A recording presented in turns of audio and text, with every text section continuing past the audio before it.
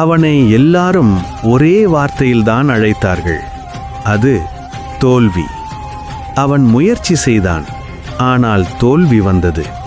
மீண்டும் முயற்சி செய்தான், மீண்டும் தோல்வியே வந்தது. வேலை இல்லை, வழி தெரியவில்லை.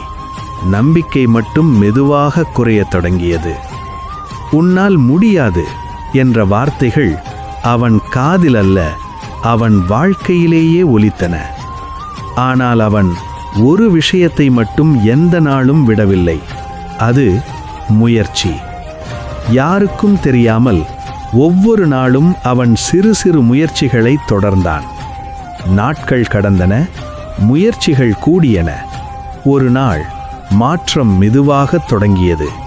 அதே உலகம், அதே மனிதர்கள் இப்போது அவனை வேறு பார்வையில் பார்த்தனர்.